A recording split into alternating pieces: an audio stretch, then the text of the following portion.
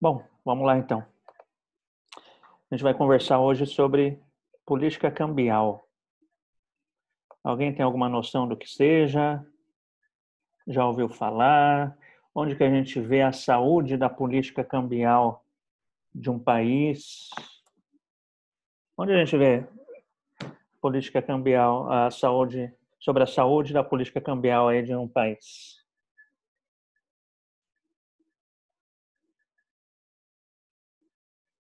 Nenhuma sugestão, gente? Um de cada vez aí?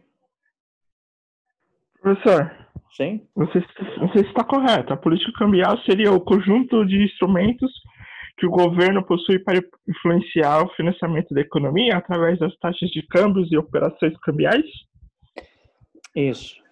Sim. A política cambial vai tratar justamente aí resumindo isso que você disse, está certo, tá? Mas para ser um pouquinho mais básico, para a gente começar mais simples, a política cambial ela vai tratar da paridade da moeda nacional em relação à moeda estrangeira, tá?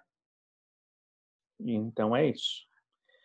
O que significa paridade?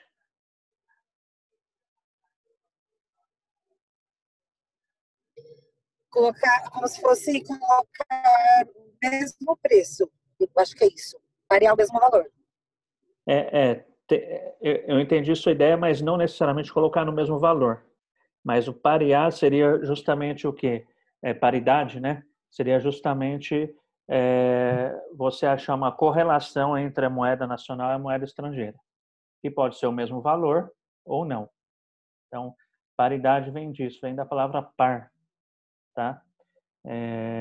Então, como é a relação da moeda nacional de um país com a moeda estrangeira? Então, os governos, quando eles estão gerindo a economia, eles precisam ter essa preocupação da relação da moeda nacional em relação à moeda estrangeira. Alguém tem alguma sugestão do porquê? Especificamente, moeda estrangeira, quando eu digo, é a moeda considerada forte, tá? Então, dólar, euro, a gente vai usar aqui como parâmetro para a nossa conversa o dólar, tá? Até porque o dólar ele acaba sendo uma referência aí para as outras moedas também. Então, se alguém aí já viajou para o Japão? Toda sala tem alguém que já foi para o Japão. Tem alguém aí que já foi ou não? Não? Tem alguém aí que já foi para a Europa? Ninguém no Japão? Sim. Foi? Maiara foi para a Europa? Maiara, quando você foi para a Europa, você chegou a passar seu cartão de crédito lá? Você lembra? Na Europa, não. Mas Não? nos Estados Unidos, sim. Ah, tá. Legal, é que eu queria... Mas na Europa eu fui numa casa de câmbio para Ah, trocar tá, dinheiro. tá. Então, o que acontece? Quando você vai... Só para mim estar demonstrando essa importância da moeda americana como referência. Então, se você vai lá para a Europa, então, exemplo, a Mayara foi para a Europa, se ela passasse o cartão de crédito dela lá numa loja para comprar alguma coisa, na fatura de cartão de crédito dela viria lá não em euro, não viria em euro. Euro é a moeda que se usam lá na Europa. Então, viria o equivalente em dólar. Então, o que o cartão de crédito faz? Ele transforma o euro em dólar e o dólar depois vira em real para fatura de cartão aí da Maíra para ela estar pagando. A mesma coisa se você vai para o Japão. Então, você vai lá, compra alguma coisa na moeda japonesa. Eu não lembro, acho que é ien a moeda japonesa, né?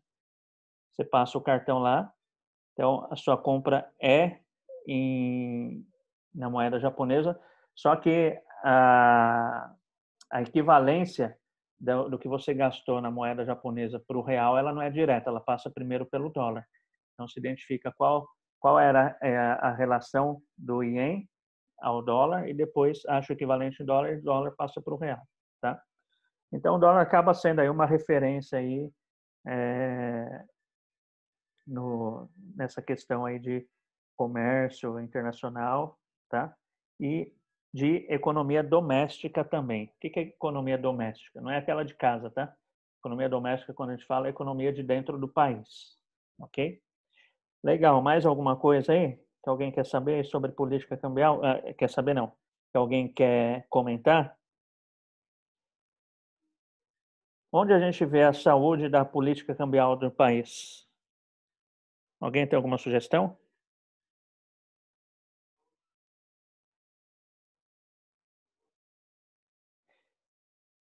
Nenhuma. Por que o dólar varia de valor? Alguém tem alguma sugestão? Não precisa estar certo, não, gente. Então, por que hoje o dólar 5, ontem era 4? Nadinha de sugestão, gente. Qual a importância na oscilação do dólar para o seu bolso? Alguém acha importante? Fora a Maiara que viaja aí para o exterior, Professor, se você não viaja para o exterior, você acha importante essa questão da variação do dólar no seu bolso? Você acha que ela pode influenciar no seu bolso? Sim, Leif. ela influencia principalmente por conta que assim, o dólar, eu ainda não vi muito bem, mas a questão é que o dólar, para mim, ele tá ligado praticamente todo o financeiro do mundo, né? Então, no caso, ele subindo, ele descendo, interfere principalmente nos produtos assim nacionais, todos, principalmente por conta de importação, exportação, algo assim. Seria mais ou menos Sim, nesse pensamento? sim, vai influenciar nessa questão de importação e exportação, sim, sem dúvida, né? Mas vamos supor que você não compra nada e você não faz importações, né? Então vamos supor que você não faz importações, não compra nada lá de fora, nem pela internet, nada. Você não faz exportação e você não tem vontade de viajar para o exterior. Você quer viajar aqui mesmo internamente, né? Ainda assim, é importante essa questão do dólar? O que vocês acham? Alexander, tá aí? Tá quietinho hoje? Professor Anderson, Oi, eu Anderson. acho que é importante sim, porque como o Brasil é uma economia aberta, então não importa se você não vai viajar ou se você vai importar ou exportar. A maioria dos produtos que a gente utiliza, algumas peças vêm de fora, ou até o produto completo vem de fora. Então, não interfere se você importa ou não o produto, você acaba comprando o produto aqui. E isso, o valor do dólar acaba interferindo nisso. Uhum. Tá, boa observação, tá? Mas vamos supor ainda, né? Você colocou aí que eu compro máquina, né? Que vem de fora, mas vamos supor que você não compra máquina também. Então você é uma pessoa 100% aí nacional, verde e amarela, né? Você fala, só vou comprar produto nacional. Qual a influência do dólar no seu bolso? A grande verdade, O gente, é que... professor, Oi, de sim. acordo com a exportação, no caso, o dólar está mais caro para nós vendermos, vai ser, no caso, nós ganharíamos mais. Porém, não influenciaria no valor do produto aqui, interno? Sim, sim, sim. Eu vou dar um exemplo sobre isso. Vou anotar aqui já eu dou um exemplo sobre isso daqui. Quem que falou? A Bárbara Crespo. Tá. Já eu dou um exemplo sobre isso daí, tá? É assim, o dólar, ele vai influenciar na nossa vida, no dia a dia, ainda que eu não tenha intenção nenhuma de viajar para o exterior, ainda que eu não compre nada importado, ainda que eu não faça exportação, tá? Por quê? Porque se a gente for pensar na prática, não vou falar a verdade porque é uma palavra muito forte, mas na prática, se a gente for pensar, pela característica do setor produtivo do Brasil, pela característica da economia do nosso país, eu arriscaria dizer aqui que quase 100% de tudo que a gente consome é importado, ainda que o produto tenha sido fabricado aqui. Vocês conseguem perceber isso? Olha que interessante. O que é importação? A definição de importação é quando você compra algo de fora, não é? Então, se eu comprei um produto, uma mercadoria dos Estados Unidos, eu fiz o que na prática? Uma importação, não é isso? Então, define-se como importação aquilo que eu comprei lá de fora. aquilo que é fabricado lá fora e eu comprei aqui, tá? Ok? E o Ô, que eu professor. disse? Ó, eu arriscaria dizer que o nosso país, né, ele pode ser considerado como importador de quase 100% de tudo, ainda que o produto que você consuma seja fabricado aqui. Olha só, Ô, professor. não fica incoerente? O que vocês acharam? Vocês conseguem perceber a lógica nisso ou não? Pode discordar também, tá? Ô, Como que eu professor. posso, só um minutinho, como que eu posso considerar algo importado se eu comprei ele aqui, e se ele foi fabricado aqui, eu comprei ele aqui? Pode falar. Que a maioria dos produtos, tipo eletrônico, essas coisas, tem as indústrias aqui no Brasil, então o pessoal compra as peças de fora e monta na indústria aqui do Brasil. Então, por isso que é 100% importado, né? Então, tipo, por exemplo, na televisão, eles trazem as peças de fora, mas montam na indústria aqui dentro do Brasil. Mas as Legal. peças é fabricada fora. Legal, sim. Uma boa colocação, né? Então, tem essa questão aí que você deu aí de equipamentos eletrônicos. Então, aquilo que faz parte do componente eletrônico, a maior parte é importada, por questão de tecnologia. A gente não tem capacidade instalada de produção no Brasil, internamente, para produzir bens aí com alto valor agregado, com tecnologia de ponta. Então, a gente acaba trazendo. Legal. Mas eu quero dar um outro exemplo. Então, vamos Professor, supor... seria porque a gente produz, vamos supor, o produto primário, não sei se seria falar assim, a gente compra o produto acabado? Não, mas a gente faz produto acabado aqui também, né? Então, essa questão do que o colega disse. Então, um computador. Você compra um computador montado aqui no Brasil, ele é acabado, né? É um produto acabado, pronto aqui, mas tem aquelas pecinhas de alta tecnologia que estão dentro dele que é importada. Mas vamos dar um outro exemplo de produto acabado mesmo, bastante simples. Vamos pensar aí num chocolate, um soufflé. Vamos pensar aí num soufflé. Soufflé, você vai lá no mercado, você, estou com vontade de comer um chocolate, hoje eu vou comer um soufflé. Soufflé é fabricado aonde? Soufflé que a gente compra no mercado é fabricado aonde? Aqui no Brasil. Aqui no Brasil, não é? Ele é fabricado no Brasil. Ainda que ele seja fabricado aqui no Brasil, então tem uma fábrica de chocolate aqui no Brasil que fabrica o soufflé, que emprega pessoas nacionais, ou seja, que emprega brasileiros para que fabrique aquele chocolate, tá? A matéria-prima é toda aqui do Brasil mesmo, então o leite para fabricar o chocolate é daqui, o cacau é daqui, a embalagem é daqui, então tudo, 100% nacional é o soufflé.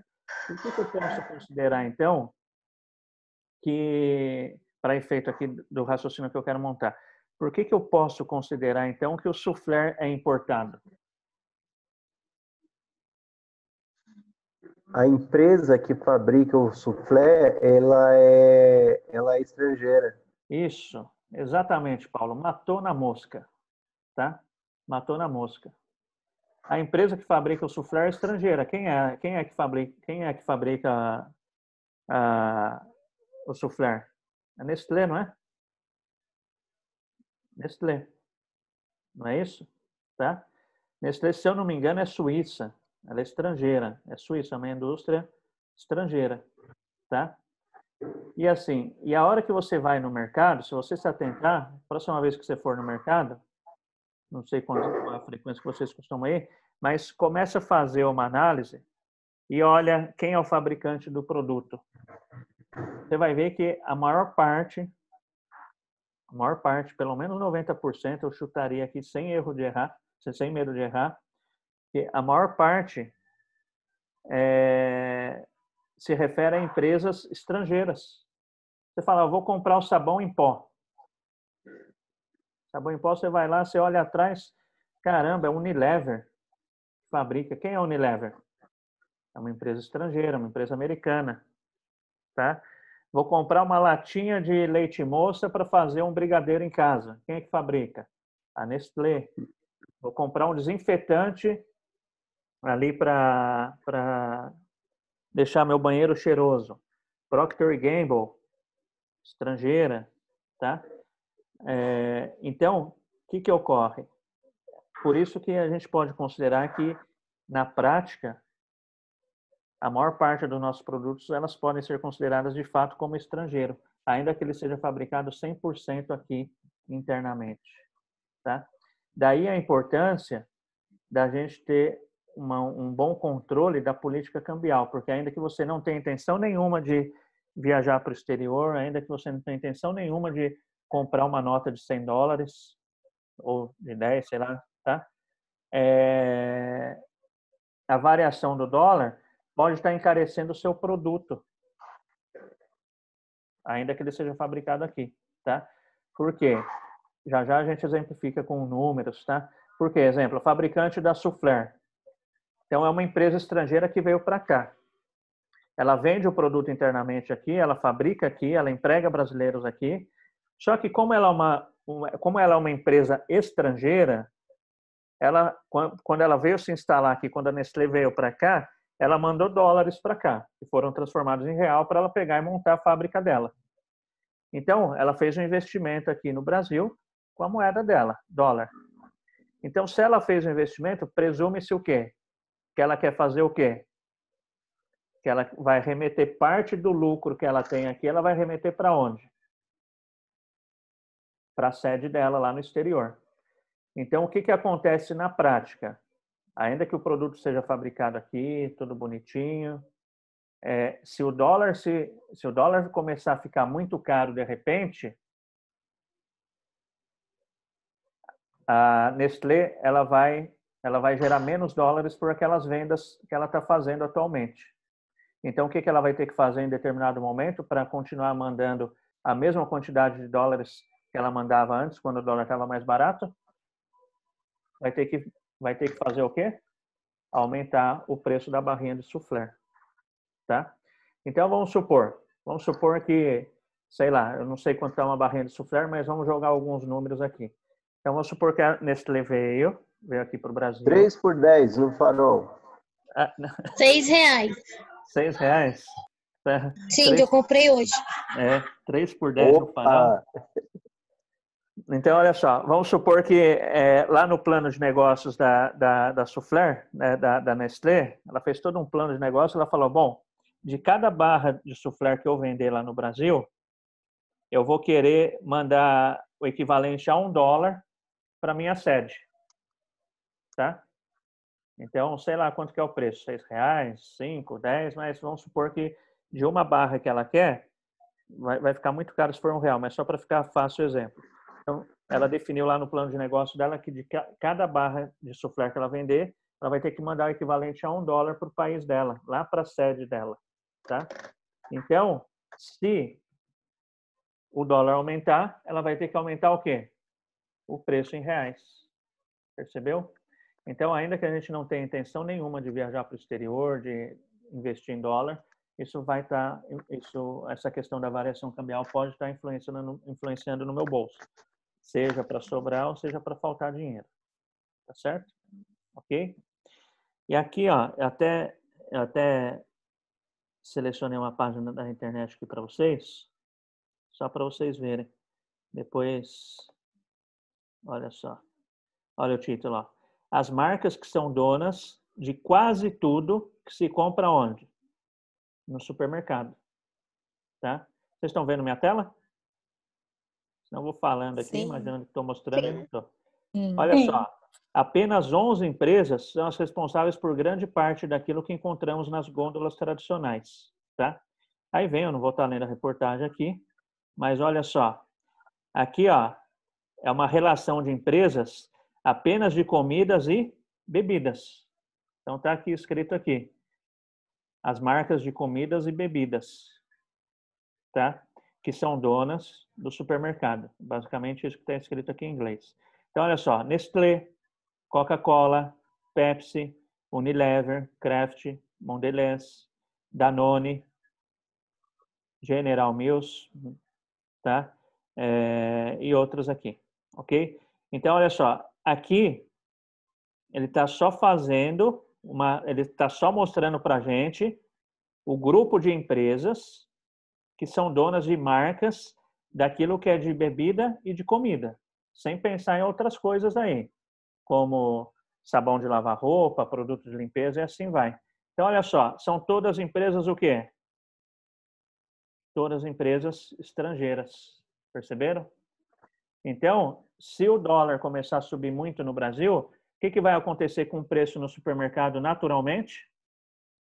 Vai subir. Por quê? Porque a Nestlé, a Coca-Cola, a Pepsi, a Unilever tem que mandar dinheiro aqui do Brasil para onde? Para a sede deles.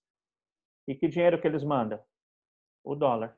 Então, para continuar mandando a mesma quantidade de dólar que eles mandam, numa situação de aumento do dólar, eles vão ter que aumentar o preço na gôndola, lá no supermercado. Perceberam? Tá? Ok?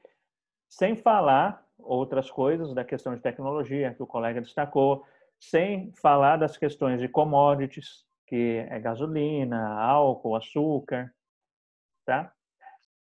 Ok? Tranquilo?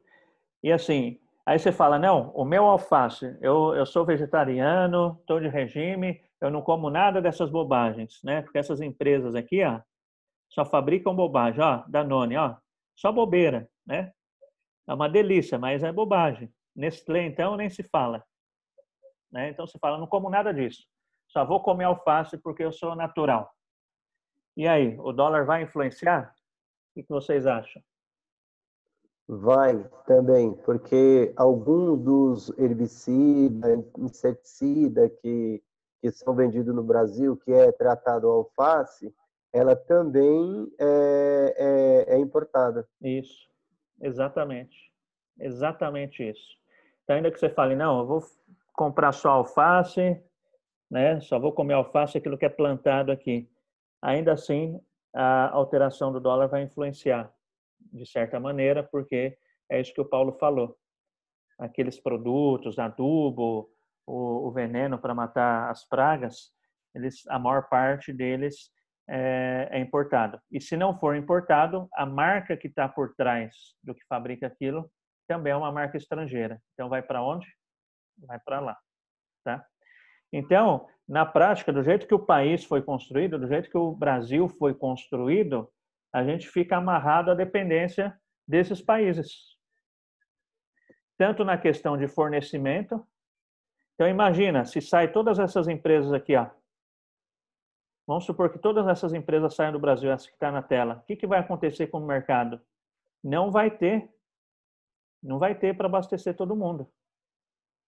Tá? Então, a gente fica dependente, e do ponto de vista de necessidade mesmo, além da dependência também da nossa amarração da moeda nacional em relação à moeda estrangeira.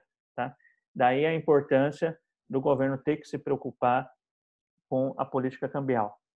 Tá certo? E por que um país tem que ter dólares? O que vocês acham? Por que o Brasil tem que ter dólar?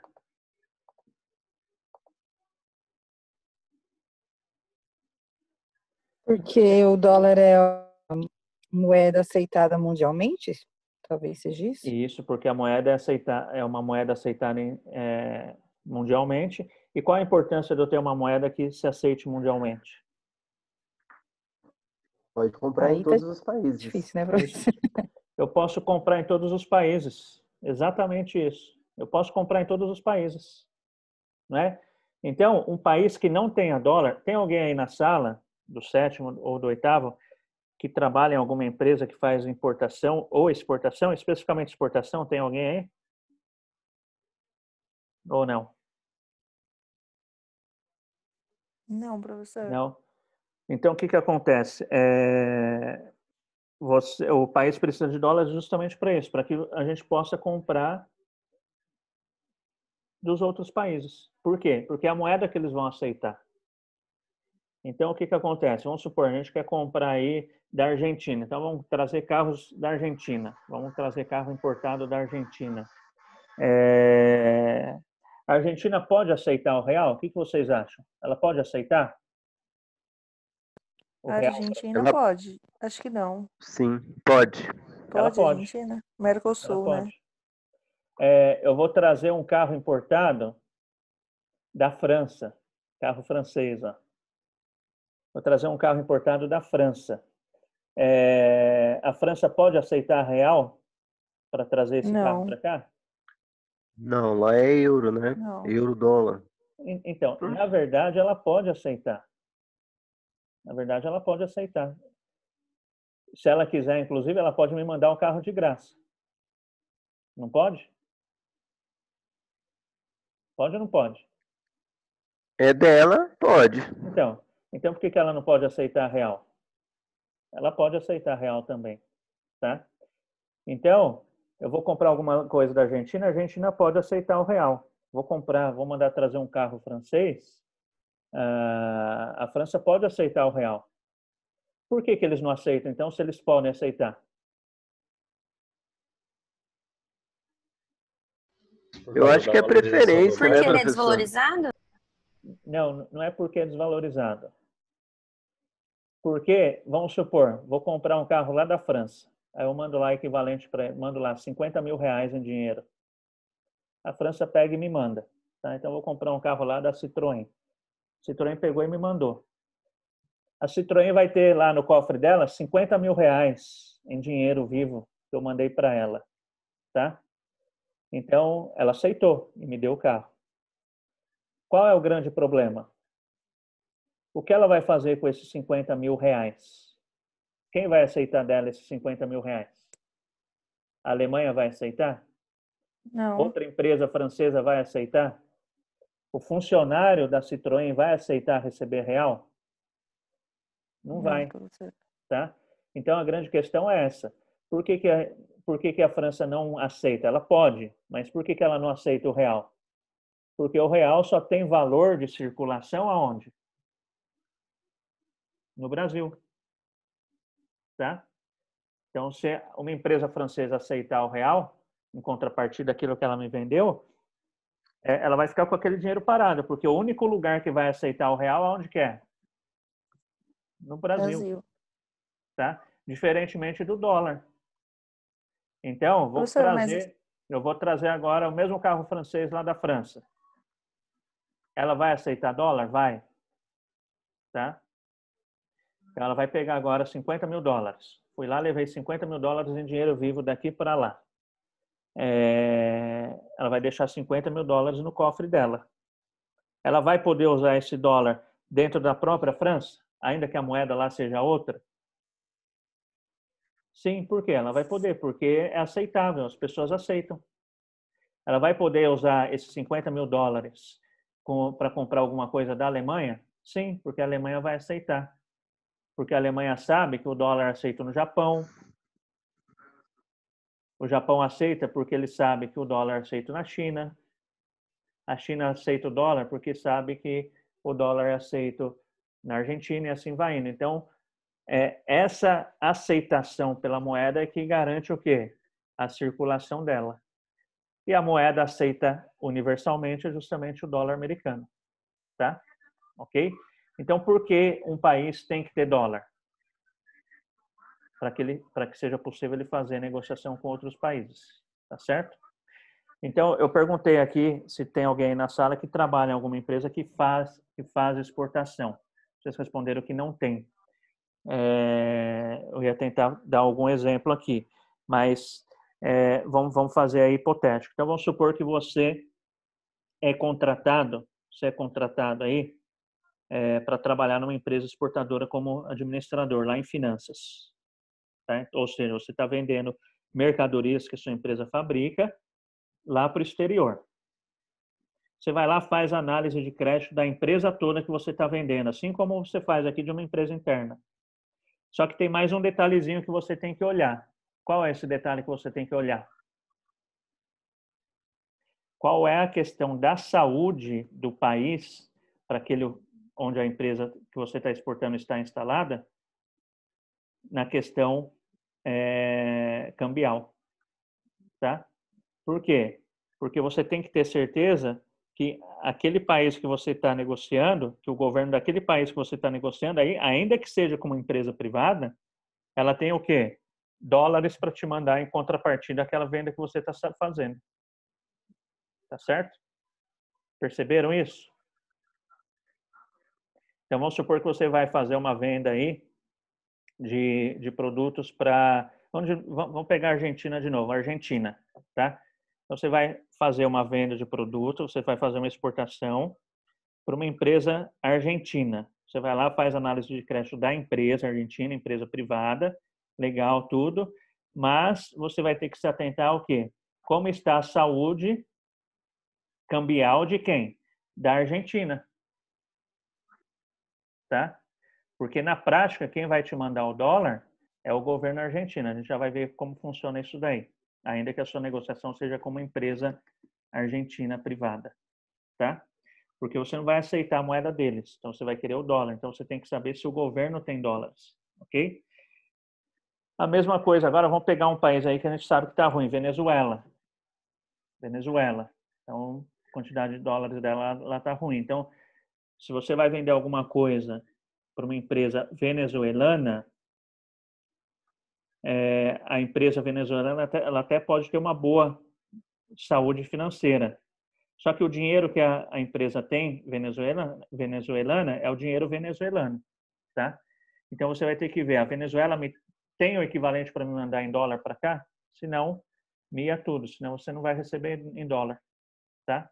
Então a gente vai ver como funciona essa lógica aí, de como os governos interagem nessa saída de dólares e nessa entrada de dólares dentro do país. Isso vocês provavelmente já ouviram falar em jornais, mas talvez não se deram conta. Mas vocês já devem ter ouvido falar.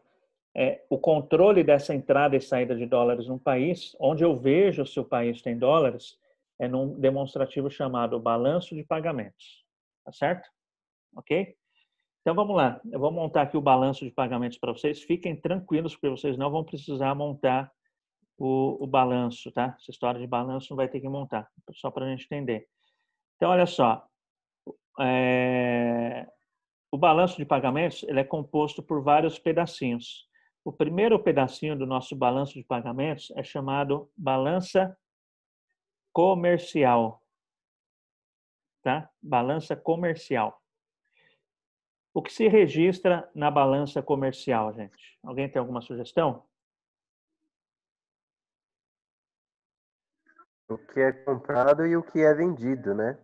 O que é comprado, ou seja, o que é comprado em importação e o que é vendido em exportação, não é isso? Então eu registro Correto, aqui isso. exportação do quê? Na balança comercial, exportação do quê? Aí, produtos variados, né? Isso, exportação de Que mercadorias. é produzido no país. Isso, tá? E também vou registrar o quê? Importação. Importação de mercadorias. Ok? Tranquilo? Então, quando você vê, provavelmente você já ouviu isso. Talvez você não se lembre, você já ouviu a hora que o cara fala lá no jornal, ó, a balança comercial fechou com superávit ou com déficit de tanto. É isso daqui. A balança comercial vai estar tratando de como foi aí o fluxo de dólares de exportação e importação de mercadorias. Tá certo? Ok? Tem um outro pedacinho do balanço de pagamentos que é chamado balança de serviços. Balança de serviços. O que eu vou registrar aqui? O que o país registra na balança de serviços?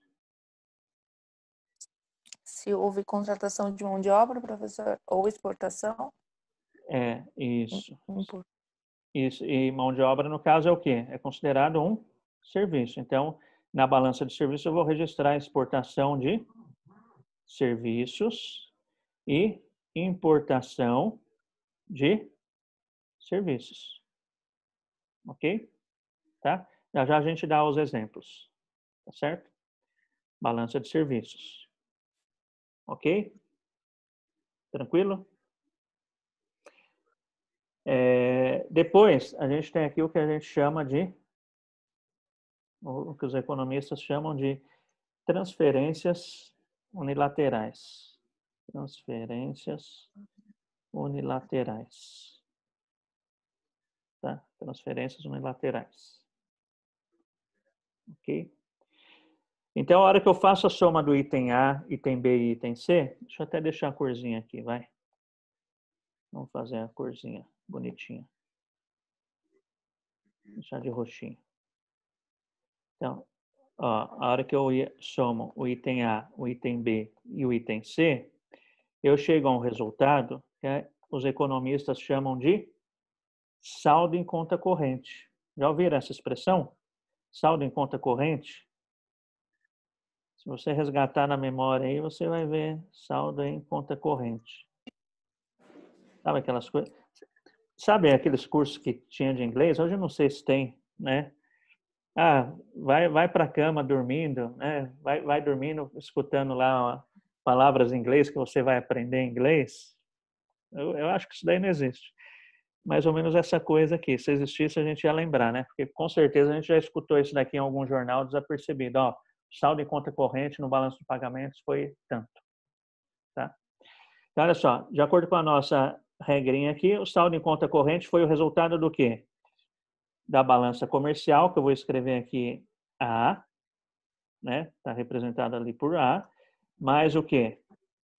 Balança de serviços, B, mais o quê? C. Ok? Então, saldo em conta corrente, A mais B mais C. Eu vou deixar aqui de uma outra corzinha para representar que é um subtotal. Tá? Ok. Tranquilo? Aí depois tem aqui o que a gente chama de, os economistas chamam de mercado, mercado não, como que é mesmo? Movimento de capitais. Movimento de capitais. Tá? Então, eu vou estar registrando aqui os movimentos de capitais. Tá? Depois eu tenho um outro item, né, só para que é considerado aí chamado de erros e omissões, tá? E a soma de tudo isso a gente vai chamar do quê? De saldo do balanço de pagamentos. Então vamos lá, G, né? Saldo do balanço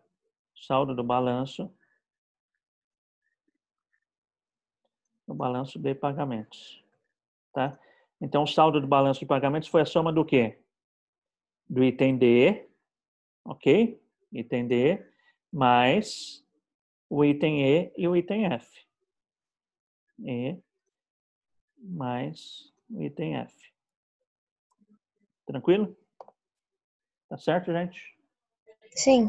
Então, aqui está o nosso balanço de pagamentos, que todos os países têm, de maneira bastante resumida, é claro. Tá? Justamente para registrar o quê? Como é a entrada de dólares e saída de dólares de um país. Tá? Porque o que acontece? Uma empresa, então se você trabalha numa empresa que faz exportação, você está vendendo para o exterior. Você pode fechar o preço de venda com seu cliente lá no exterior em dólares. Aliás, você tem que fechar em dólares, porque ele nem vai saber o que é o real. Então, você fecha o preço lá em dólares, tá? Só que você, aqui internamente, você não pode receber esses dólares vivos. Por quê? Porque a circulação no país, a circulação de dinheiro oficial no país é o real. Isso daí é questão de legislação e é questão até... O dinheiro ele é até um dos símbolos de soberania nacional. Lembram lá os símbolos de soberania nacional? Quem lembra? Lá de história, isso faz tempo, hein? Quarta série do primeiro grau, acho. Símbolos da soberania nacional, quais são? Hino nacional, brasão nacional, selo nacional e a moeda nacional. Então, por que você vai numa loja, ainda que um produto seja importado, o preço é dado em real? Porque é proibido negociar internamente com preço em moeda estrangeira, tá? Até alguns anos atrás, acho que uns 3 ou 4 anos atrás, foi inaugurado um shopping chique ali em São Paulo, o JK. Sabe ali onde é o shopping JK? Bem na esquina, entre aspas, da Avenida JK, ali Juscelino Kubitschek, com a Marginal Pinheiros. Bem ali, né? Fizeram um shopping chique lá. E aí... tem muita loja chique, com muita coisa importada. E aí eu lembro que até saiu no jornal, algumas lojas foram multadas, porque foi até uma joalheria, o exemplo que passou no jornal, eu lembro. Tinha a joia lá na vitrine e o preço que estava lá estava em euro. A loja foi multada. Por quê? Porque é proibido você usar moeda estrangeira para circular internamente no país. Tá certo? Ok? Então, ele tem que fazer com a equivalência em real e trocar a etiqueta e colocar lá a etiqueta em real. Tá certo? Então, aqui nesse balanço a gente vai ter esse registro. E esse balanço ele funciona na prática como uma espécie de proteção para quê? Para que a moeda estrangeira não entre em circulação no país e que para a moeda nacional não saia do país. Tá? Ok? Então, como funciona? Vamos começar aqui pela balança comercial. Então, na minha balança comercial, eu vou registrar aqui as minhas exportações e importações de mercadorias, aquilo que é tangível, tá? Então, vocês estão aí no 8º semestre, legal. E aí, vamos supor que vocês vão fazer uma comemoração, vocês vão juntar um dinheirinho aí entre vocês e vão comprar um avião da Boeing para passar um ano comemorando, rodando o mundo, a formatura de vocês. Então, olha só, na prática vocês vão fazer uma importação ou uma exportação? Vocês vão comprar, vocês vão ligar lá para a Boeing, a gente quer um avião grande aí para a gente passar o ano rodando aqui. Vocês vão fazer uma importação ou exportação? Importação. Uma importação, tá certo? Então, olha só, vocês vão fazer uma importação. Então, se é uma importação, vocês vão, sei lá quanto que é o preço do avião. Vamos supor, é $1 milhão, para ficar mais fácil na conta. Tá? Vocês ligam lá na Boeing e falam, é $1 milhão. A Boeing passa o número da conta dela. Aí vocês juntaram o dinheiro aí, foram lá no Itaú, juntaram o dinheiro no Itaú, falam para o Itaú, ó, me manda uma ordem de pagamento para a conta da Boeing lá nos Estados Unidos. É uma ordem de pagamento equivalente aí a $1 milhão, tá? O que o Banco Itaú vai fazer? Ele vai ver lá na sua conta, o saldo da sua conta é em real. Ele vai ver o equivalente a $1 milhão em reais, tá? E vai mandar, e vai pegar e vai mandar essa ordem de pagamento para os Estados Unidos. Só que o que vai acontecer? Tem essa fronteira virtual que é chamada balanço de pagamentos, tá? Essa fronteira virtual aqui. Então, a ordem do pagamento lá do Banco Itaú vai pegar e vai começar a sair aqui, ó, tá? Só que ela para aqui na fronteira do país, que é esse balanço de pagamentos. O que o governo fala? Opa, está saindo reais aqui do meu país, não pode. Então, o que o governo fala? O real não pode sair. Eu seguro o real, então o governo segura o real que está saindo da sua conta e manda o que lá para fora para a empresa da Boeing? Manda dólares. Tá? Então, olha só, numa situação de importação de mercadorias, está saindo ou entrando dólares de um país? Importação saindo. Está saindo, exatamente. Então, ó, menos $1 milhão, ok? Saiu $1 milhão para pagar o avião de vocês. Tá certo? Ok? Tranquilo? Aí, como vocês estão aí, vamos pegar essa historinha aí de formatura. Né? Então, vocês estão se formando, 8º semestre, vão rodar o mundo aí durante um ano, viajando no avião de vocês mesmos. E aí, vocês fizeram essa importação, tá? Só que vocês fizeram aí um projeto muito legal de finalização de curso, e é uma indústria que fabrica um produto aí de última geração, e o negócio deu certo, e aí um cara lá da Alemanha viu esse produto de vocês e quis comprar esse produto de vocês. Tá? Ele quis comprar esse produto de vocês. O que vai acontecer agora? A lógica é ao contrário. Tá? Então, vamos supor que o produto de vocês custe aí $2 milhões. Tá? O cara lá da Alemanha vai comprar de vocês. Vocês vão dar o preço para ele em real? Não, porque ele nem sabe o que é real. Você vai precificar para ele em dólar. Então, você está precificando em dólar. O que o alemão vai fazer?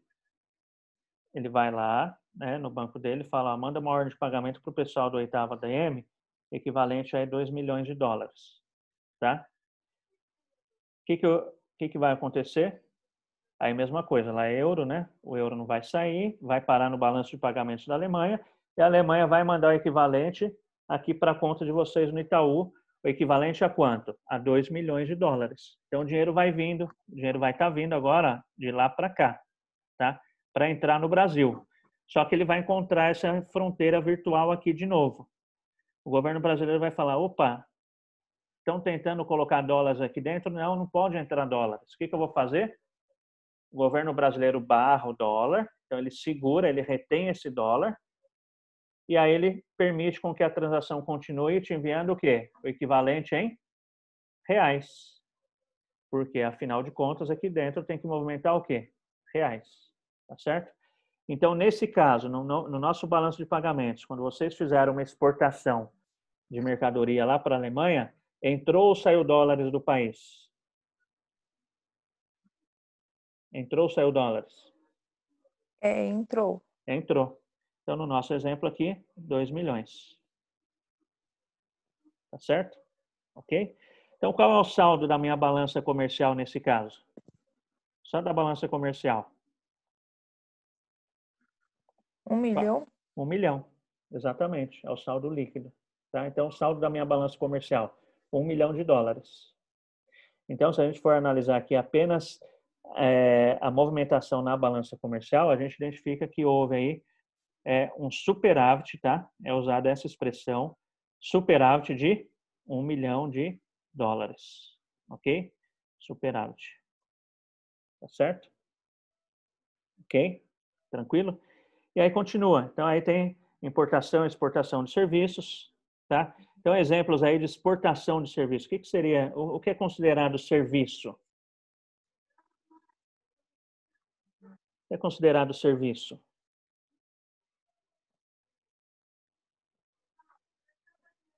A venda de mão de obra, professor?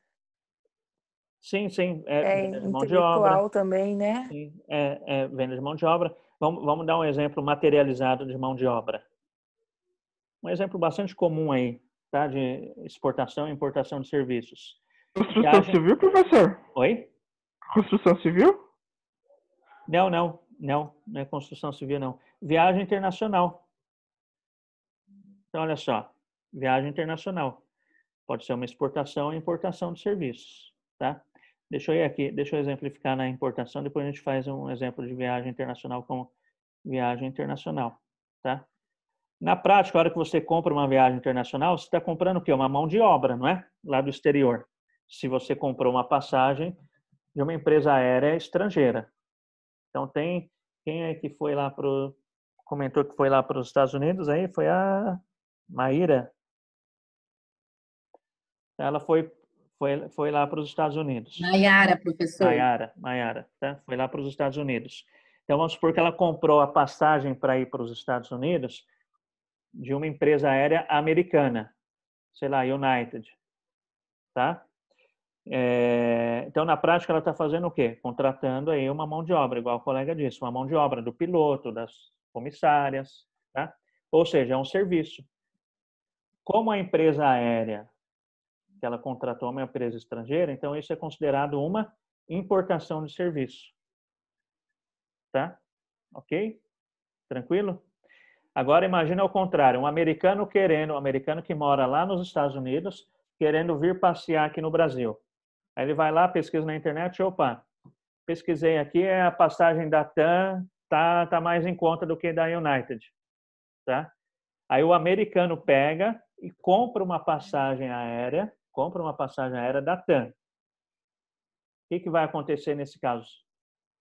O que vai ser considerado aqui no nosso balanço de pagamentos? Uma importação e exportação de serviços, essa venda de passagem que a TAM fez para um americano residente lá. Uma exportação. Uma exportação de serviços. Perceberam? Tá certo? Ok? Então, aí a lógica é a mesma. Importação de serviços, sai dólares. Exportação, entra dólares. Tá? Então, exemplos aí, alguns exemplos só. Tem muitos, tá? Mas os mais comuns. Viagem internacional é considerado serviço. Transportes, né? transporte de produtos e mercadorias, fretes, tá? É considerado serviço, então você manda trazer uma mercadoria lá de fora, tem o frete embutido, aquele é considerado um serviço, tá? Seguro, então a empresa que faz seguro no exterior, tá? Isso daqui é importante, ó. Rendas de capital. Rendas de capital é considerado serviço. O que é rendas de capital, gente? O que é rendas de capital? Alguém lembra dessa definição lá de economia? O que é renda de capital? Seria remuneração por um capital investido. Isso, exatamente. Aqui no país, por exemplo. Isso, exatamente. Remuneração de um capital investido no país. Passa o seu RGM aí que você já está com 10, hein, Paulo? Né? Tá, então, olha só. Remuneração de capital investido no Brasil. Então, a gente não deu o exemplo inicial. A Nestlé, né? A Nestlé é uma empresa estrangeira. Ela veio aqui e montou uma fábrica de leite moça. Né? Ou seja, ela investiu no Brasil. Ela trouxe o dinheiro lá de fora e investiu aqui para que essa fábrica passasse a existir. O que ela espera ter de retorno? Justamente o quê? Rendas de capital. Então, ela vai querer, no decorrer do tempo da existência dela aqui no Brasil, remeter parte do lucro para onde? Para a sede. Concordam? Tá?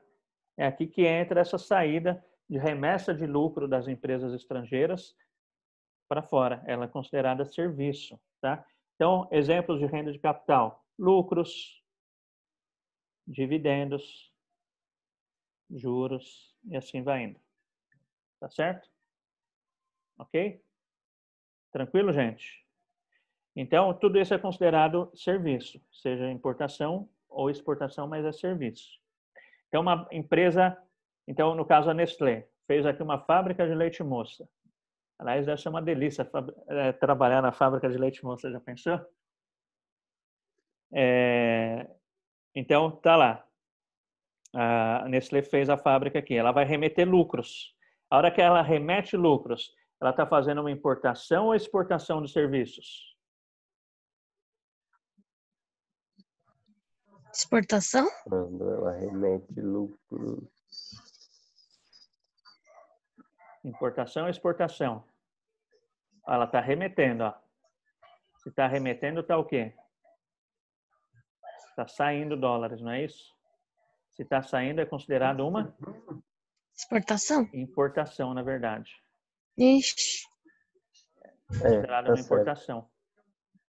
Tá? É considerado uma importação. Por quê? Porque está saindo dólares. Então, a Nestlé está mandando parte do lucro dela para a sede, é considerado importação porque está saindo dólares.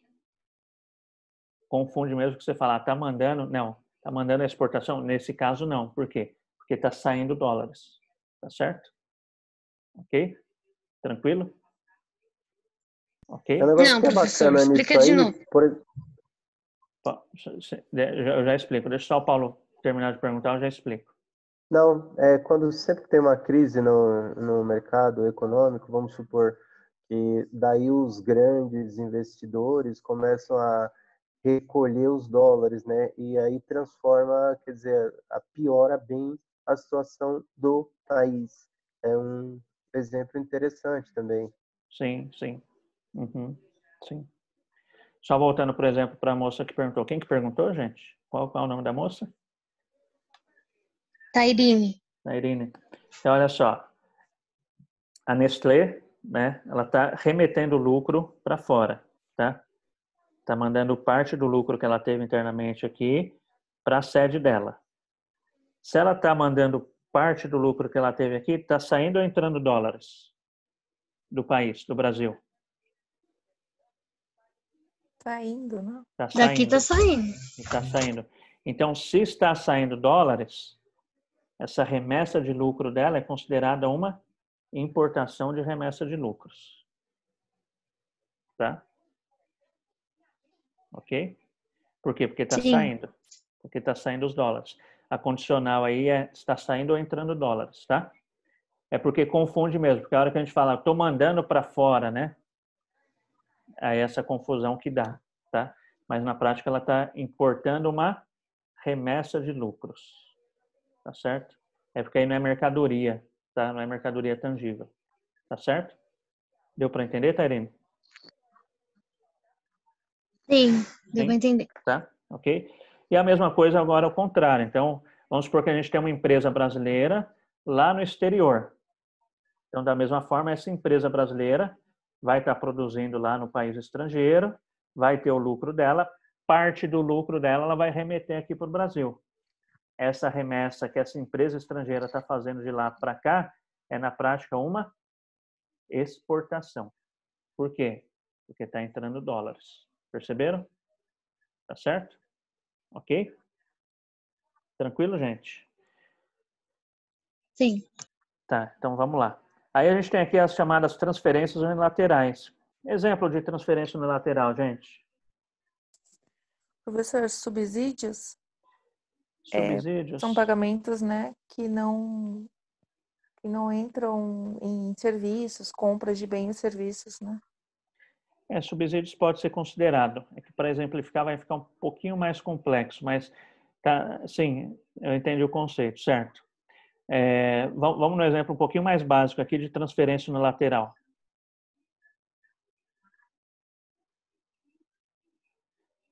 Primeiro a gente tem, para tentar entender isso, ó, o que significa unilateral? O que significa unilateral? Eu acho que quando você faz, por exemplo, a doação, quando a gente fez doações para o Haiti, agora para a Síria, né, que aconteceu aquela Isso, situação lá no Líbano, que explodiu lá mesmo do gás, né? Quando você faz uma transferência, você doa, isso é unilateral, acho. isso, exatamente. Doação É é o só de um exemplo. lado, né? Isso, doação é exatamente isso. Exemplo mais básico aí de transferência unilateral, tá? Por quê? Porque uma doação, ela pressupõe obrigação só de um lado. Por isso que vem de unilateral, um lado. Diferentemente de uma transação comercial. Uma transação comercial ela é considerada bilateral. Então, lá no nosso exemplo inicial, vocês vão fazer a importação de um avião aí para rodar o mundo durante um ano comemorando a formatura de vocês. Essa é uma transação bilateral. Por quê? Porque existem duas obrigações. Quais são as duas obrigações existentes nessa transação aí de vocês comprarem o avião da Boeing? Primeira obrigação é vocês mandarem o dinheiro e segunda obrigação de quem que é? Da Quem que Boeing é? enviar o Da avião. Boeing enviar o avião. Tá certo? Exatamente isso. Tá? Então, é uma transação bilateral. Numa doação, não. Então, a gente vai fornecer máquinas e equipamentos, o governo vai fornecer máquinas e equipamentos para o Haiti. Vai fornecer máquinas e equipamentos para o Haiti. De quem que é a obrigação nesse caso? Apenas do Brasil que oferece a doação. Tá? Então, ele prometeu, ele tem a obrigação de fornecer a máquina e equipamento lá para o Haiti. Mas o Haiti tem a contrapartida, ele tem a obrigação de fazer a transação para cá? Ao contrário, de mandar a contrapartida disso? Não. Por isso, considerado aí transferência unilateral. Tá certo? Ok? Tranquilo? E aí, né, item D é o saldo em conta corrente, que nada mais é do que a soma de A, B e C. No nosso caso aqui, vamos supor que a gente fez mais uma exportação aqui de $500 mil, tá, de serviço. Tá? Então, no nosso caso aqui, a gente tem lá um superávit na balança comercial de 1 milhão, mais 500 que sobrou aqui. Então, no nosso exemplo aqui, a gente está tendo um superávit de 1,5 milhão de dólares. Superávit. Ok? Tá? Aí continua. A gente tem aqui o chamado movimento de capitais. Movimento de capitais. O que a gente registraria aqui? O que um país vai registrar aqui na subconta movimento de capitais?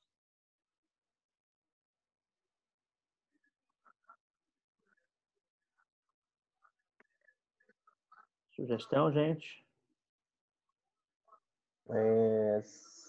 A remessa para o exterior, por exemplo, em algumas empresas que, com medo de calote no país, alguns superávit da empresa, a pessoa investe fora do país para correr menos risco, acho. Então, mas que tipo de investimento? Não seria investimento, seria uma poupança, investir num outro banco, ou seja, fora do mercado brasileiro. Esse investimento em banco, ela ficaria aqui na balança de serviços, tá? Uhum. O movimento de capitais é outro tipo de investimento.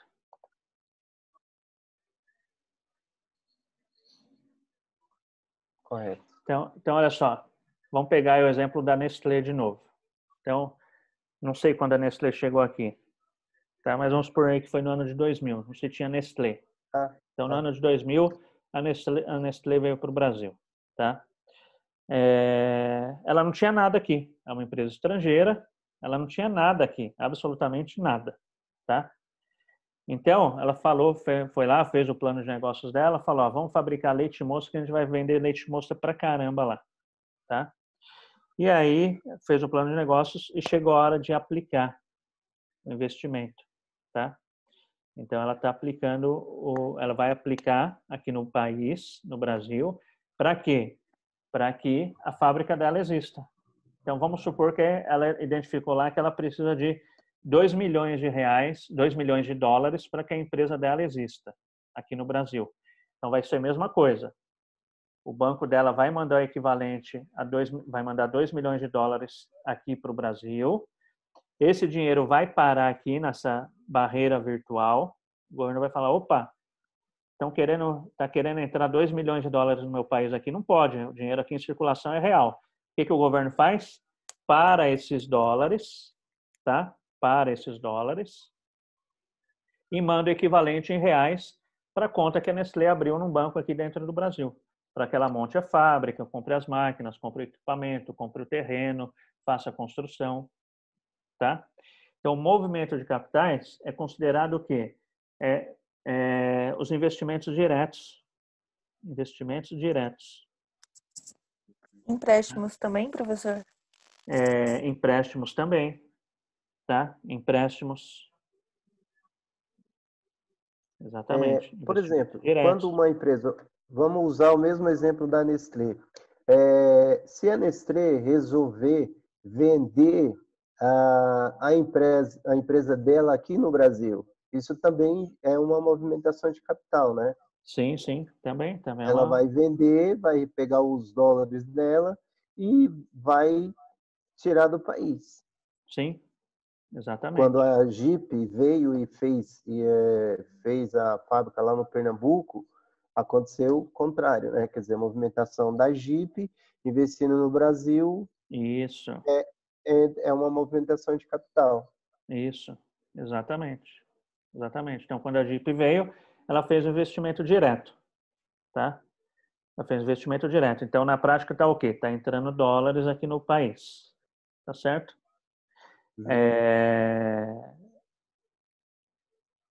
Vamos supor que ela pega e decida fechar, igual o Paulo falou, a Nestlé vai fechar, tá? Nestlé vai fechar, vendeu tudo que ela tinha, o que ela vai fazer? Ela vai mandar esse dinheiro de volta para lá. Aí vai o quê?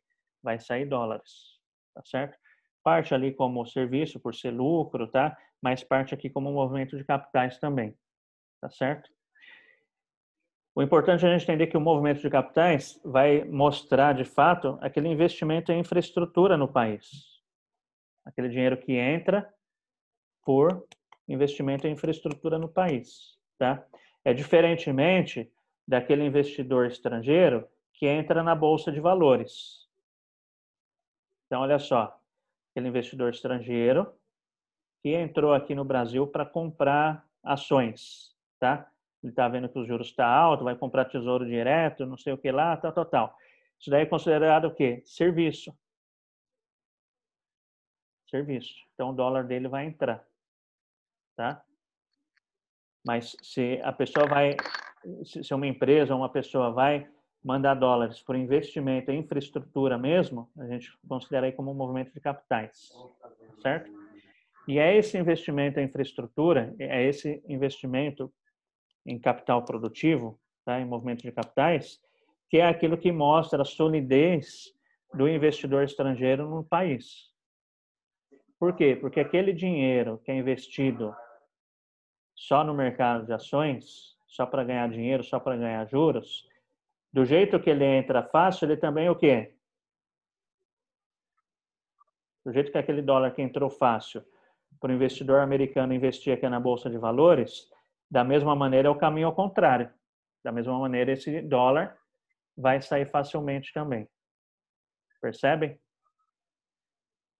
Tá? Só que investimento direto, investimento de capitais já é mais lento. Então, uma Nestlé, para decidir fechar uma fábrica, é um processo muito mais longo, um processo muito mais demorado. Tá? O investimento daquele cara, vamos pegar aí um americano que quer investir na Bolsa de Valores aqui no Brasil, é um investimento que gera emprego?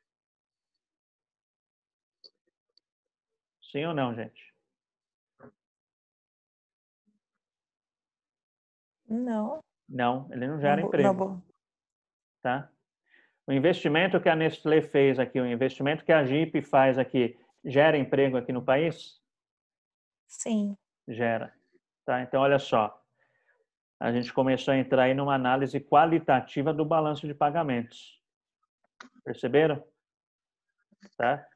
Então, se eu estou vendo que eu estou tendo superávites no meu balanço de pagamentos, mas boa parte disso vem aí de investidores que querem apenas investir no mercado de ações, que querem apenas especular, ou seja, ter oportunidade de ganho rápido, é uma qualidade a desejar. Por quê? Porque não gera emprego e do jeito que entrou também sai. Tá? Já o movimento de capitais, a gente vê que tem bastante empresa estrangeira, bastante capital estrangeiro que está ali no balanço de pagamentos de empresas que investiram no país para ter sua indústria, para ter sua empresa. Então, isso pressupõe uma melhor qualidade. Pressupõe o quê? Confiança no país. Pressupõe que o investidor estrangeiro sente ali confiança em poder deixar o dinheiro dele aplicado aqui por um prazo muito mais longo do que simplesmente investir em ações. Perceberam? Tá? Ok? Então, assim, ainda que a gente analise, teve superávit ou déficit no final do saldo do balanço de pagamentos, isso é bom ou ruim? Não dá para falar de maneira geral, porque a gente tem que analisar a questão qualitativa também, além de quantitativa. Tá certo? Ok? Erros e omissões, a gente vai registrar. Amanda, quer falar? A gente vai registrar erros e omissões, como o próprio nome diz, e a gente chega ao saldo do balanço de pagamentos final. Tá? Então, o nosso saldo aqui, ele vai dar quanto? Eu tinha 1.000 lá de superávit, aqui 1.500, então ele fechou em 1.500 superavitário. Tá? Saldo do meu balanço de pagamentos, $1,5 milhão de dólares superavitário. Tá? Então, o que acontece? O movimento aí de transações, nesse exemplo que a gente deu, ele gerou superávit de dólares, ou seja, entrou mais dólares do que saiu. Isso há uma tendência de ser favorável ou desfavorável para o país, para o Brasil? Favorável? Favorável, há uma tendência de ser favorável. Por quê? Porque a reserva de dólares do Brasil, nesse caso que a gente deu aqui, ela está sendo suprida por meio do quê? Por meio justamente de comércio do Brasil com o exterior. Tá? Então, com isso, eu aumentei aqui no nosso caso a nossa reserva de dólares. Tá certo?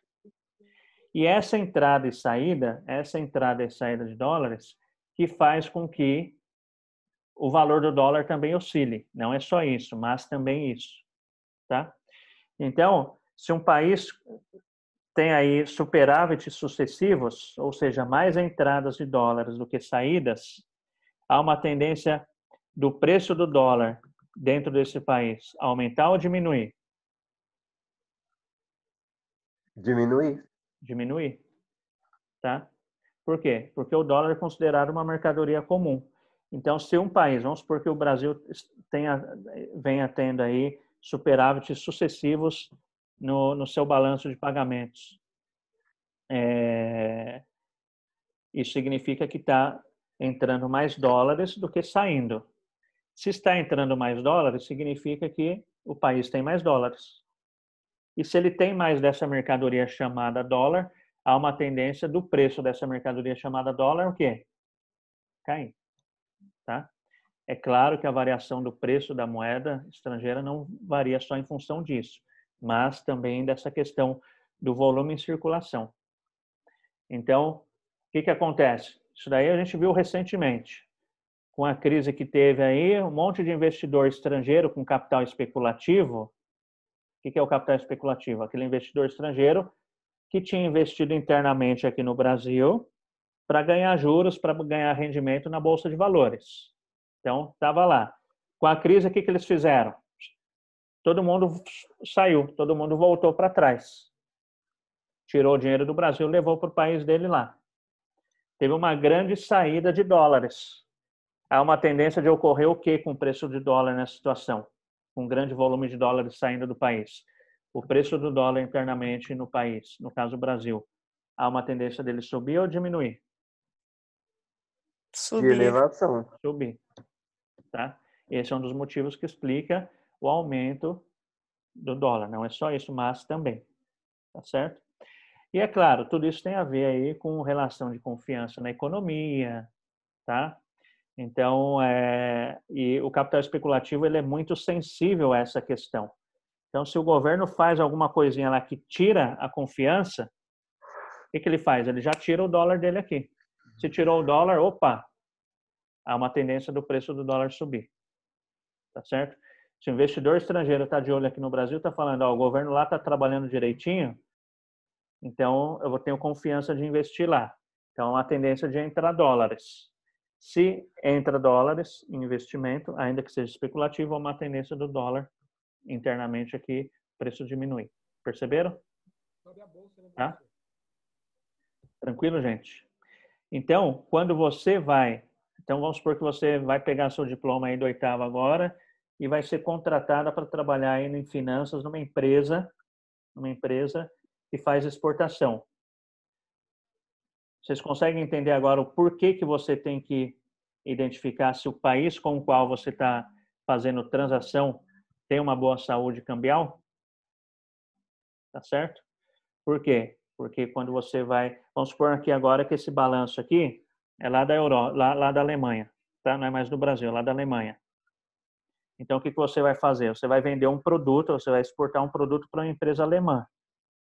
Opa, a saúde da empresa alemã está boa, mas o governo alemão tem dólar para me mandar? O que você faz? Você vai lá e olha o saldo de balanço de pagamentos. Opa, o governo alemão vai ter dólares para me mandar referente a essa venda. Perceberam? Tá certo? Ô, Ângelo, e se não tiver?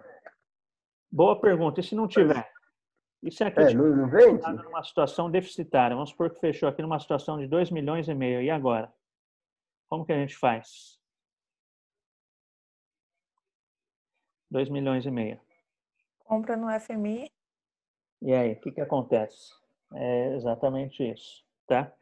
Então, aí vai entrar aqui um item que é chamado balança de capitais compensatórios, tá? Deixa eu fechar maior. Balança de capitais compensatórios.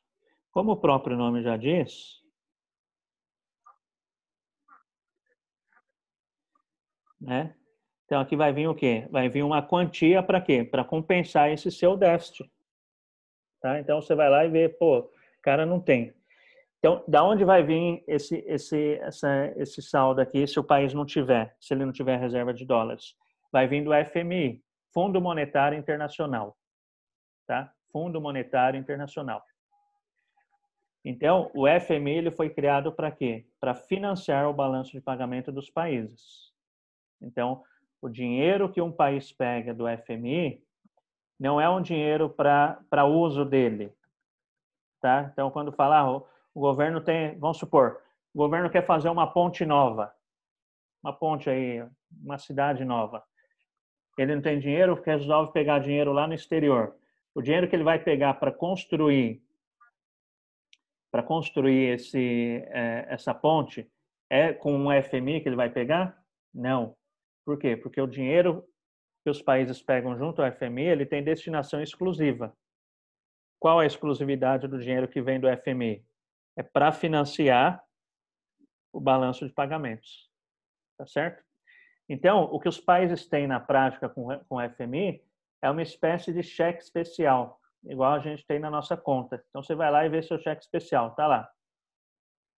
O valor do meu cheque especial é R$500. Tá? Então, tem lá R$500 lá no meu cheque. A hora que eu gasto mais do que aquilo que eu tenho, então foi lá, caiu meu salário. Meu salário lá, R$2.000. Eu gastei 2.200, o que vai acontecer? Esses R$200 ele vai morder automaticamente do meu cheque especial. Tá? Então, quando o país não tem, ele vai fazer uso desse cheque especial que ele tem no FMI. Tá certo? E o FMI, eu lembro que eu expliquei para vocês como ele foi criado. Ele foi criado aí logo após a Segunda Guerra Mundial, justamente para fomentar o comércio internacional, o comércio entre os países.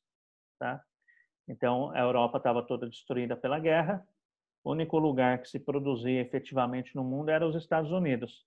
Os Estados Unidos viram aquilo como uma oportunidade de negócio. Falaram, bom, a Europa precisa se reconstruir, então eu vou vender, né? Eu vou fornecer o que eles precisam para que eles se reconstruam. Só que não tinha essa história aí de FMI antes. Então, o que eles fizeram? O governo americano criou a FMI. Criou a FMI para quê? Para que emprestasse dólar para quem? Para os países que estavam lá destruídos pela guerra, para que comprassem das empresas americanas. Porque qual dinheiro que é aceito pelos americanos? Dólar. Tá certo? Ok? Então, é isso que acontece se não tiver dólares suficientes. Tá certo? Ok? E se já tiver comido todo o cheque especial também, aí não tem. Né? Então, vamos supor que você vai fazer uma transação aí com um país que não tem reserva de dólares e o cheque especial com o FMI já está todo comprometido. Você vai fazer uma venda para uma empresa de um país nessa situação. A empresa lá até pode ter o dinheiro de circulação nacional do país que ela está instalada, mas o governo daquele país não vai ter o equivalente em dólares para te mandar, tá? Por isso a importância de quando você vai fazer uma exportação, você também saber lá a qualidade do balanço de pagamentos. Tá certo?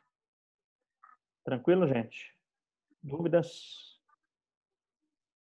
Não? Não. Tá? Não. Então, é aqui que a gente vê o controle da moeda nacional, da entrada e saída da moeda estrangeira no país. Tá certo? Então, vamos indo já para a nossa reta final. Deixa eu só colocar um exemplozinho aqui. Deixa eu subir aqui. Vamos tentar imaginar aqui.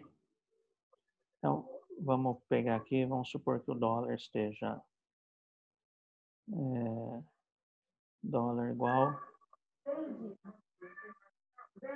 $1. Dólar igual $1. Tá? E o real esteja R$2. Tá? Então, essa daqui seria a paridade aqui nessa primeira situação. Dólar R$1 e o real a R$2. Tá? Então, deixa eu copiar aqui. Aí vamos supor que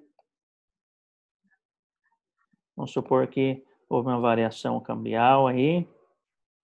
Opa. O dólar continua sendo a referência, então a gente vai manter ele 1 e o real passa a ser agora R$3. Tá? Comparando uma situação com a outra, em qual situação o real está valorizado? Qual situação o real está valorizado? Situação A ou B? Na B. Situação A ou Eu acho que é A. E aí, dividiu agora, hein? Qual situação o real está Eu valorizado? acho que é a B, porque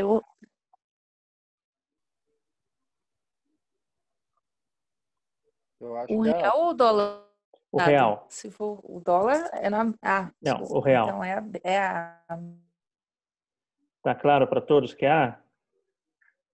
Não sei, vamos conferir aqui. Deixa eu só anotar aqui então. que a situação ideal seria 1 por 1, né, professor? Na verdade, não tem a situação ideal, tá? O grande problema é a oscilação, a gente vai ver o porquê. Então, real valorizado, não é? Vocês falaram aí que o real está valorizado. Então, se está valorizado, vamos pintar aqui de...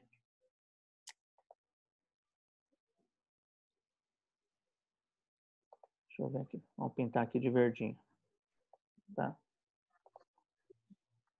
Real está valorizado. Ok? Vamos ver, vamos conferir se aqui o real está valorizado. O que acontece? Ó? O dinheiro, seja dólar, seja real, é aquilo que eu já falei. Ele é equivalente a uma mercadoria comum. Tá? Então, o que acontece aqui? Para que eu compre duas moedinhas de R$1, eu preciso de apenas uma moedinha de $1. Então, com uma moedinha de $1, eu compro 2 moedinhas de R$1, tá certo? Aqui nessa situação é o seguinte, com uma moedinha de $1, eu compro 3 moedinhas de real. Então, em que situação o real está mais valorizado? A ou a B? A ou a B? Sempre A. É A, tá? Por quê? Por causa disso. É aquela história. Você vai lá no mercado e fala, a gente fala que está caro, mas na verdade é que está valorizado. Então você vai com a mesma quantidade de dinheiro e compra menos mercadoria. Por quê? Porque aquela mercadoria está valorizada. Tá certo? Então, se aqui nessa situação o real está valorizado, elas em comparações aqui, na situação B, o real está o quê? Desvalorizado. Desvalorizado. Tá? Ok? Tranquilo?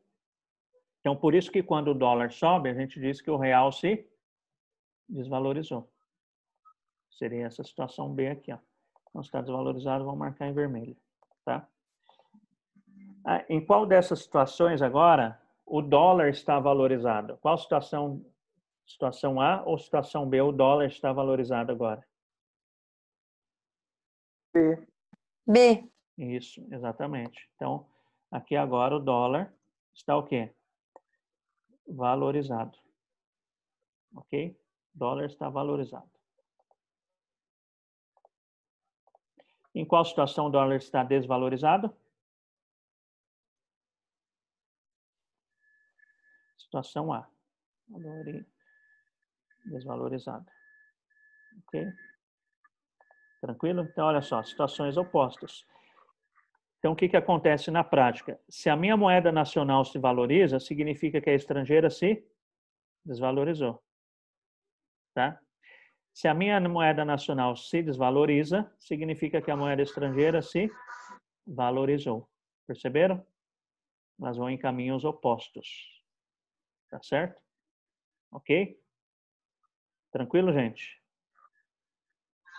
Vamos imaginar aqui agora, até pegar o exemplo que eu anotei o nome aqui e fui riscando nas minhas anotações aqui e perdi.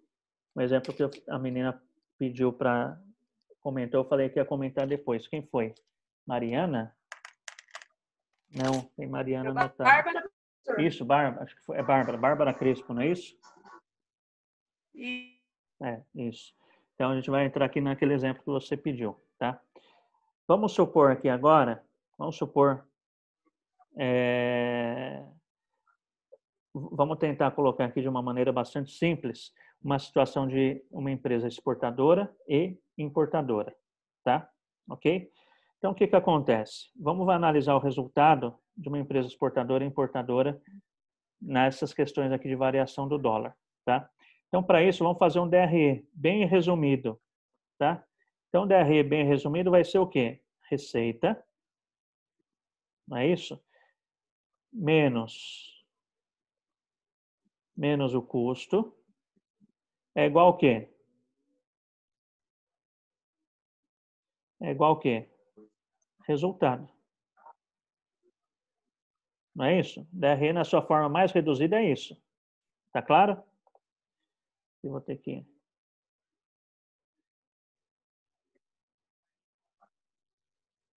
Isso, igual ao resultado. Ok, gente? Então tem um DRE aqui. Tá? Vamos imaginar um DRE aqui de uma empresa exportadora. Exportadora. O que acontece aqui nessa situação A? Tá? Opa, faltou R ali. Nessa situação aqui A. Vamos imaginar aqui uma empresa exportadora. O que uma empresa exportadora faz na prática é o quê? Ela vende para fora. Não é isso?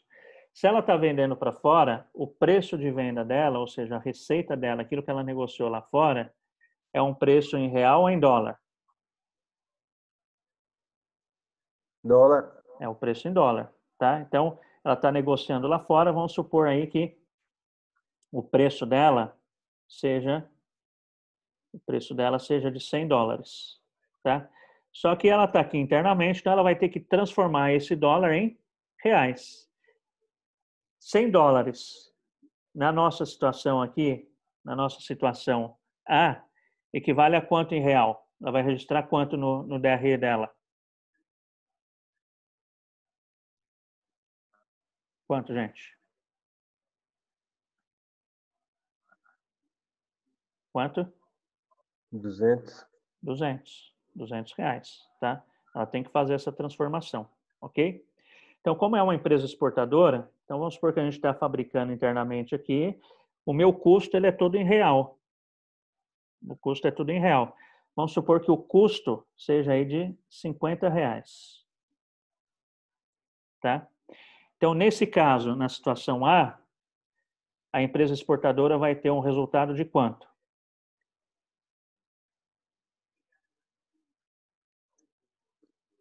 Qual vai ser o resultado, gente?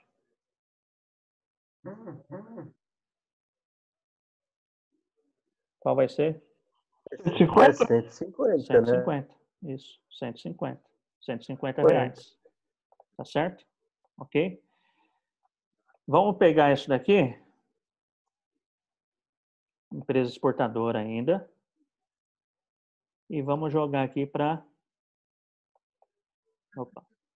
a situação aqui agora.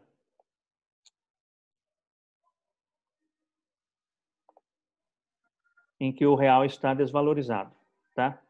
Então, vamos supor que é um produto aí não elástico, ou seja, você não pode, aliás, que é um produto elástico, você não pode repassar variação do seu preço de venda, do seu custo para o consumidor, senão ele vai deixar de consumir. Então, na situação B, você vai continuar vendendo por 100 dólares. Quando você vende por 100 dólares, na situação B, qual é o valor da sua receita?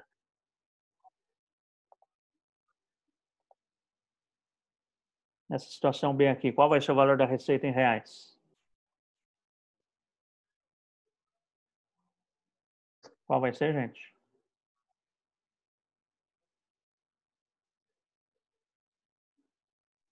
Qual o valor da receita em reais? Quando você vender 100 dólares ao real por 3 reais. Ao dólar por 3 reais. Eu acho que tá todo mundo dormindo. É 300. 300. Tá certo? O custo, como é em real, vai se manter o mesmo. Então, qual vai ser o resultado dessa empresa em reais?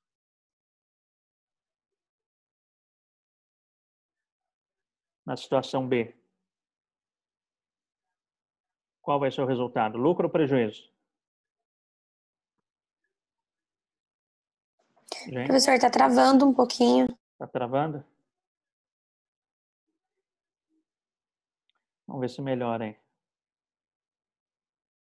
O sinal aqui tá bom. Vamos ver. Tá. Então, olha só. Você exportou, né, 100 dólares, equivale a 300 reais, seu custo é 50. Qual o valor do seu resultado? Nesse caso? 250. Ok? Então, eu pergunto para vocês, qual situação foi mais favorável para a empresa exportadora?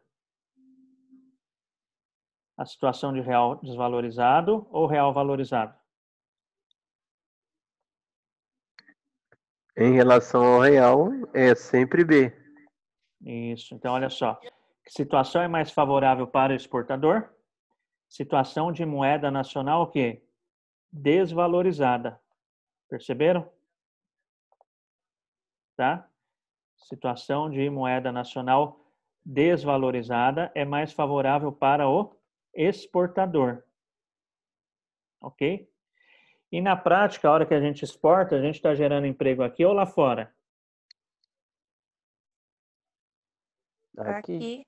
Aqui, exatamente. Exatamente, tá? Então, o real desvalorizado, ele favorece a indústria nacional. Tá bom? Vamos fazer aqui agora um DRE bastante simples de uma empresa importadora. Deixa eu voltar a linhazinha aqui. Então, agora, empresa de importadora. Então, agora a gente vai fazer o contrário. Então, a gente vai trazer uma mercadoria lá de fora, tá? Então, a gente vai trazer uma mercadoria lá de fora para produzir o nosso produto internamente aqui, ok? Então, vamos supor que o meu preço de venda, então, eu vou trazer uma mercadoria, vou fabricar, vou processar ela aqui e vou vender ela internamente mesmo. Então, o meu preço de venda é em reais, tá? Vamos supor que eu venda aí por R$500. Preço de venda, receita, R$500, tá? O meu custo, como eu fiz uma importação de mercadoria, o meu custo é o quê? É em dólares, tá? Vamos supor que agora o meu custo seja de $50. $50. Se o meu custo é de $50, ele vai ser equivalente a quanto em real? Nessa situação aqui de real, de dólar, R$2. Vai ser quanto? R$100. R$100. Isso. R$100. Logo, nesse caso, a empresa importadora vai apurar um resultado de quanto em reais? 400. De 400. Não é isso? Tá? Só deixar aqui grifado em verdinho. Aí vamos puxar aqui agora.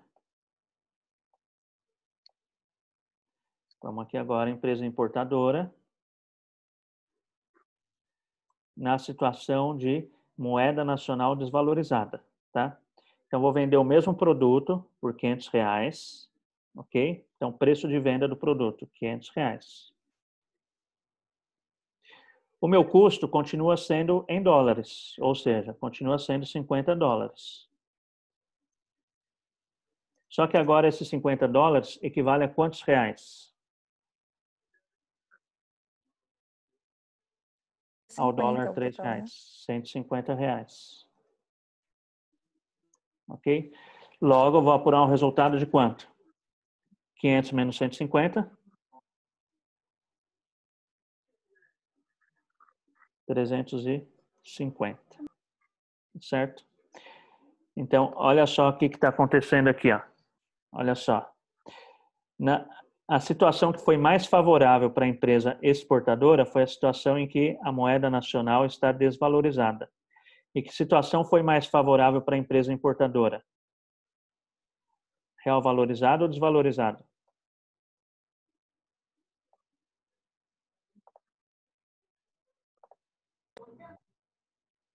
Alô? Tá falhando aí? Real Tá, valorizado. professor, tá ruim. Deu sinal aqui que tá ruim, só que o sinal tá bom, tá forte. Ó. Acho que é muita gente usando a internet, né? Tá. Então, olha só, situação oposta. Então, eu favoreço o importador nacional quando o real está valorizado. E eu favoreço o exportador nacional quando o real está desvalorizado. Perceberam? Tá? Então, esse é um grande desafio para o governo, por quê? Porque ele tem que tentar manter o equilíbrio.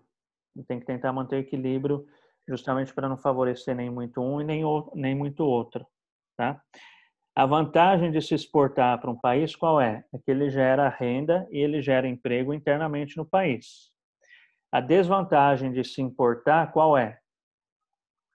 Na hora que a gente compra um produto importado, a gente está gerando emprego aonde? Lá fora. Lá fora, lá no exterior. Tá? Então, por que o governo não desvaloriza o real, não cria uma maneira de desvalorizar o real para que favoreça a empresa exportadora?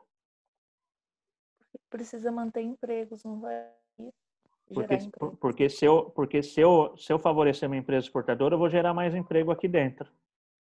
Então, por que o governo não força isso? Uma desvalorização para favorecer a empresa exportadora?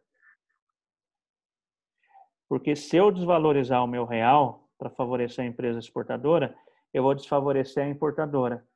E o nosso país, ele é muito carente do quê? De importações. Justamente de produtos de valor agregado, igual o colega disse, vai montar lá um computador, tem as pecinhas lá que são importadas. Então, o governo ele não pode criar emprego aqui internamente por meio da geração, por meio do favorecimento da empresa exportadora, por quê? Senão ele vai trazer a rebote a inflação. Porque como a gente é muito dependente de importação, se o governo desvalorizar o real, ou seja, se ele valorizar a moeda estrangeira, aquilo que é importado fica mais caro. E como eu tenho muita dependência daquilo que é importado, os preços sobem. E aí eu tenho que fazer o quê? Eu tenho que ter esse cuidado como governo para que eu não favoreça a exportação em função de uma inflação no país. Perceberam? Não é nada simples estar administrando aí um país. Tá? É bem complexo. Porque se você vai para um lado, você puxa o cobertor do outro. O cobertor é bastante curto. Tá? Então, o governo tem que estar bastante atento a essa questão de importação. E tudo isso, qual é a causa disso? Justamente porque a gente não investiu em tecnologia, então a gente precisa daquilo que se oferece lá de fora. Tá? Então, se a gente tivesse uma base produtiva boa, uma infraestrutura boa, a gente poderia ser menos dependente de importação.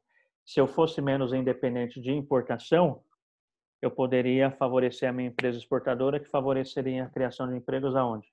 Aqui dentro no país. Ok? Por isso que fica as brigas. Então, país grandão, por exemplo, Estados Unidos, China, eles sempre brigam para quê? Para que eles exportem mais do que importem. Porque os Estados Unidos sabem que se eles exportarem, ele vai estar favorecendo a economia interna dele. A China sabe que se ele importar mais do que a China sabe que se ela exportar mais do que importar, ela vai estar favorecendo os chineses, tá? Então, por isso que vira e mexe tem essas guerras comerciais. Teve uma recente aqui dessa semana, o governo americano fechou a porta dos Estados Unidos para importação pelos Estados Unidos de aço do Brasil. Por quê? Para favorecer a criação de emprego lá, tá? Com isso, o que vai acontecer? A gente vai exportar menos. A gente vai exportar menos aço para os Estados Unidos. Se a gente exporta menos aço para os Estados Unidos, onde se gera menos emprego? Aqui no Brasil. E onde se gera mais? Lá fora. Tá certo? Ok? Tranquilo, gente? E aí um colega perguntou, qual que é o ideal, né? Seria ser 1 por 1? O que vocês acham? Qual que é o ideal? É ser 1 por 1? É ser 1 por 1? Acredito que sim. É ser 1 por 1? É possível? Então, na verdade, não tem o ideal. Tá? O ideal não tem essa relação, tem que custar tanto. O ideal, na questão aí de política cambial, é haver uma estabilidade de preço. Então, o que atrapalha na política cambial, mais do que o preço em si, é a instabilidade, ou seja, uma hora sobe, uma hora desce. Tá? É aquela oscilação, subiu muito, desceu, subiu muito, desceu. É justamente do jeito que está, né? Nosso país. Então, toda hora, subiu, aí amanhã desceu, subiu, desceu. Então, a gente tem vivido aí um período de instabilidade na questão cambial. E essa instabilidade que é ruim. Por quê? Porque as empresas elas não conseguem se programar. Nem a importadora e nem a exportadora. Porque uma empresa importadora, ela pode ficar com receio de trazer algo lá de fora por causa da oscilação. Então, ela fica com receio. Eu vou trazer algo lá de fora para cá e se a hora que eu for pagar tiver caro? Tá? Então, isso pode inibir investimento interno no país. A mesma coisa a exportação. O cara fala, eu vou investir aqui em produção para vender lá para fora, eu não sei se amanhã o dólar vai estar desvalorizado. Se tiver desvalorizado, isso mata toda a minha programação, tá? Então, a questão é justamente o quê? Como, né? Como é regulada essa estabilidade, tá? E aí, para a gente finalizar, em reta final agora mesmo, tá? Vou dar um exemplo para vocês aqui sobre como essa oscilação atrapalha aí no planejamento das empresas, tá? Hein, Planejamento. professor? Sim? Na verdade, foi eu que comentei que seria o ideal, mas antes de você dar o exemplo do cobertor, aí Tá. até pensando agora, eu até imaginei, falei assim, o que tá bom pra gente, tá ruim para os outros. Sim, é. É por isso que você falou dessa variação, né? Isso é, exatamente. Exatamente. Tá? Então, olha só, vamos supor aqui que a Nestlé investiu $1 milhão no país. Tá? $1 milhão. Vamos colocar aqui, $1 milhão.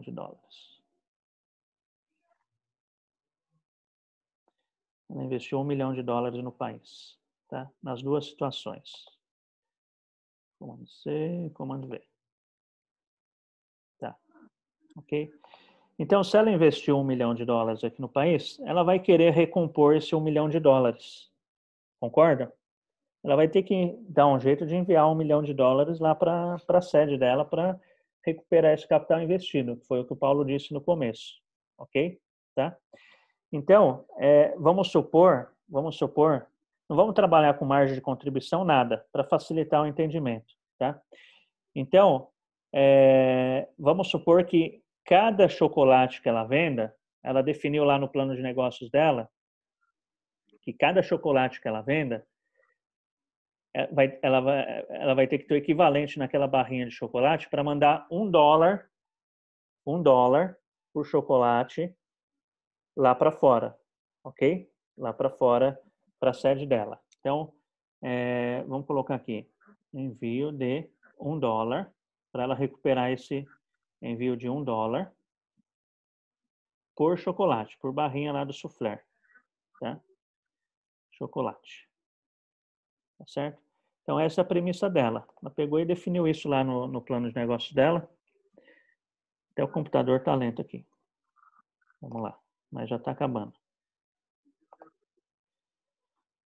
Tá. Envio de $1 por chocolate. Ok? Se ela vai enviar aqui $1 por chocolate, nesse caso, cada chocolate ela vai ter que enviar aqui 1 milhão de chocolates, ok? O equivalente a 1 milhão de chocolates. Ela vai ter que vender o total de 1 milhão de chocolates para que ela recupere o valor investido nas duas situações, ok? Nessa situação de real valorizado, o preço do chocolate na prateleira do mercado vai ter que ser de quanto? Para que ela mantenha esse plano de negócio dela. Para que ela consiga mandar $1 por chocolate e que ela consiga pagar isso daqui vendendo 1 milhão de chocolates. 1 milhão de barrinha de chocolate. Qual vai ter que ser o preço lá na prateleira desse chocolate? R$2. Quanto? R$2, não é isso? R$2. Deixa eu até colocar aqui. R$2. Ok? Então, ó, preço interno aqui, ó, preço que a gente vai pagar aqui no Brasil, tá? R$2. Para que mantenha essa mesma premissa, o que vai ter que acontecer aqui nessa situação? Preço do chocolate na prateleira vai ter que ser quanto? Vai ter que ser quanto, gente? 3. R$3. Ok? Olha só, variação no dólar, aumentou meu preço em real, ainda que o chocolate seja fabricado aonde? Aqui no Brasil. Por quê? Porque como é uma empresa estrangeira, ela vai ter que remeter, tá certo? Se ela não quiser repassar, esse preço, esse aumento de preço aqui para a gente, ó, o que vai acontecer? Ela vai ter que passar a vender quantos chocolatinhos para conseguir ter o payback dela, para ter o retorno dela? Então, vamos supor que ela vai manter a R$2 para não repassar para o consumidor. Ela vai ter que passar a vender quantos? Quantos chocolates agora? 1.500.000? 1.500.000, exatamente. Se não repassar, a variação em real terá que vender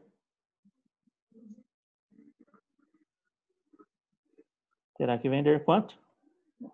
1.500.000. Ou seja, se ela vai vender 1.500.000, se ela vai ter que vender 1.500.000, de cara, o que aconteceu aqui? Vai aumentar o quê? O prazo de retorno dela que ela tinha programado, concorda? Porque 1 milhão de barrinhas de chocolate eu vendo em um determinado tempo. 1,5 milhão eu vendo num tempo maior. Perceberam? Então, é essa oscilação que faz com que a empresa estrangeira fique com receio de investir num país. Tá? Por quê? Porque se oscilar muito, ela perde a referência. E aqui a gente está analisando uma referência do quê? De payback. Qual é o meu prazo de retorno? Tá? Qual é o meu prazo de retorno? Então, vamos supor que ela vendesse aí, que ela venda 1 milhão de chocolates por ano. 1 milhão de chocolates por ano. Então, se ela vende 1 milhão de chocolates por ano, o prazo de retorno do investimento dela aqui vai ser em 1 ano. Vamos colocar mais. Vamos supor que ela venda 1 milhão de barrinhas em 10 anos. Então, prazo de retorno do valor investido, 10 anos. Tá? Se ela não for repassar o preço da variação, o que vai acontecer aqui? O prazo de retorno dela passa a ser de 15 anos. Olha só. Perceberam? Tá? Então, o governo, ele tem que zelar. Olha só como não é fácil ser governo. Ele tem que zelar para estar mantendo o equilíbrio entre empresa exportadora e importadora. O governo sabe que a empresa exportadora favorece a criação de emprego aqui dentro, só que ele sabe também que a importadora, a gente é muito dependente da empresa importadora. A gente não tem capacidade instalada. Então, ele tem que manter o equilíbrio entre importação e exportação, tá? Para não perder a mão disso e fazer com que gere inflação, ok? E, além disso, ele tem que manter uma certa estabilidade no preço. Ou seja, ele não pode deixar com que tenha oscilação. Ou seja, uma hora sobe, outra desce, uma sobe, outra desce. Por quê? Porque senão eu não atraio investidor estrangeiro para vir aqui investir no meu país. Porque o investidor, como ele vê essa oscilação, ele vai falar, pô, meu prazo de retorno vai ser de 10 ou de 15 anos? Ele fica na dúvida. E na dúvida, quando envolve muito valor, o que os investidores fazem? Eles simplesmente deixam de investir. Tá certo? Ok, gente?